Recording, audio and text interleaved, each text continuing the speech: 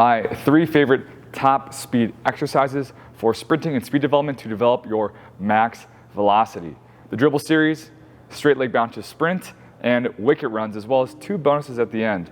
In this video, I'm going to explain why and how to do each of these drills, my main coaching cues and how I coach my athletes to do them, as well as sets and reps and how these exercises fit into a program. Let's do it. But first, let's take a step back and talk about the bigger rocks and foundations of top speed sprinting in general. So by definition, top speed sprinting is an athlete's ability to sprint at and maintain their max velocity over some distance. And the cues for this: tall, bouncy, feeling like you're floating above the ground, getting to this big front side knee up position. And last, the theme of a lot of these drills is how to heel recover quickly and efficiently to this big upside position, and how to do that well to handle the very fast ground contacts of top speed sprinting. First, the dribble series, and dribble is simply just a circle or a cycle working on this pattern of top speed sprinting. And the first one is ankle dribbles, or think small circles. The easiest way that I coach this is imagine you're at the beach and the water is just at the top of your foot or the bottom of your ankle. You have to lift your whole foot up out of the water and back in it, just like you're jogging.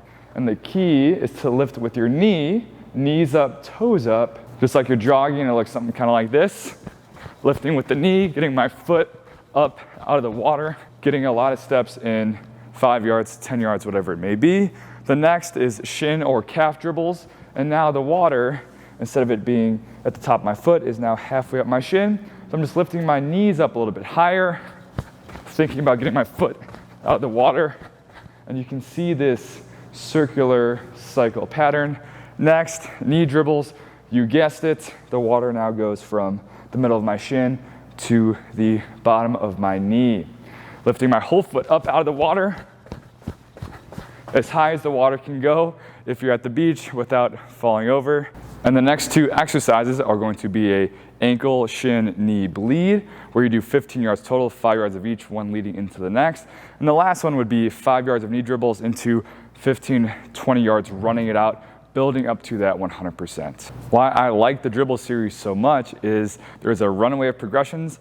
You can start simple, wait till you master those, and then you can turn that into all-out sprinting 4, 5, 6 drills later. Next is that because it happens relatively slow, we can focus on all those little details. It can be a lot more internal cues: knees up, toes up, feel this up in front down pattern, as opposed to 100% effort all-out sprinting where the athlete can't think about too many things at once. The sets and reps of the dribble series and where it fits into a speed workout. Traditionally, it is the main top speed drill of the top speed block of the workout. 2 sets of everything. So 2 sets of 10 yards of the ankle dribbles, 2 sets of 10 yards of the shin, the knee, 2 sets of 15 yards of the ankle, shin, knee bleed out, and 2 sets of the knee to run out to prepare you, get you feeling really good for top speed sprinting. Next, the straight leg series and straight leg bound to sprint.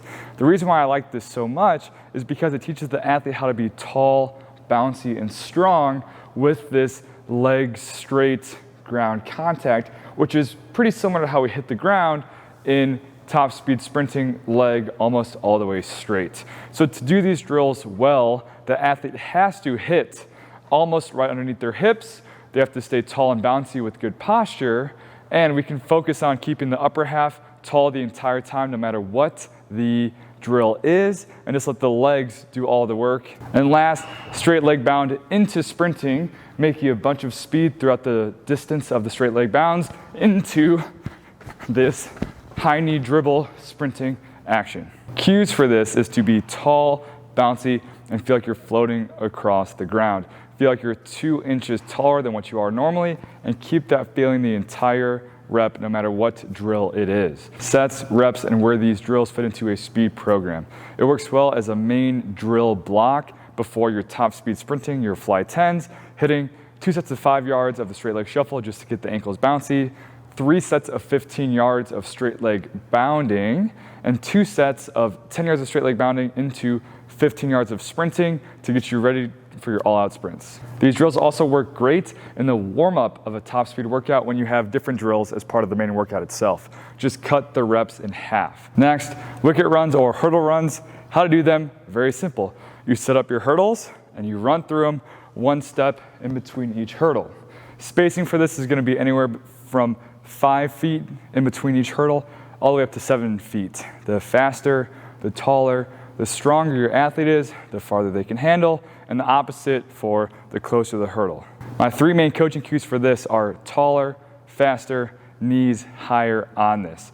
Throughout the entire course of the hurdles, raise your hips up even higher, make more speed as you go through the hurdles. Don't think about coasting because that's actually when you'll slow down.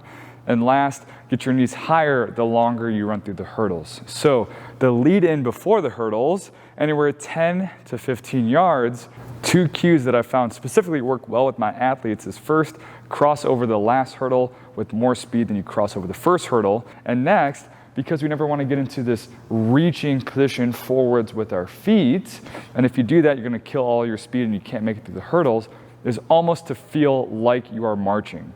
Because you have to get up over the hurdles, because you're running relatively fast, the foot is most likely going to cycle, but just to feel up, straight down, running through the hurdles as fast as you can, feeling like you're marching. Bonus number 1, assisted / overspeed sprinting. And the reason why this is a bonus, not one of the main 3, is because you need a very specific piece of equipment to do this.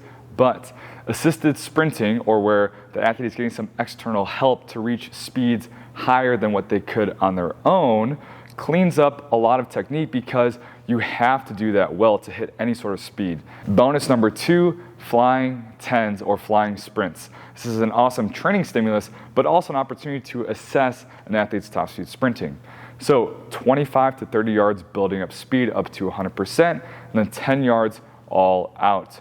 And the reason why we run fly 10s like this is because if we sprint right away at the beginning, well, we use a lot of our energy when we don't need to, but you have to be well recovered in between your flying sprints, because with all speed development, you have to hit speeds that are fast enough to make speed progress. So consequently, you have to be recovered enough to hit those speeds.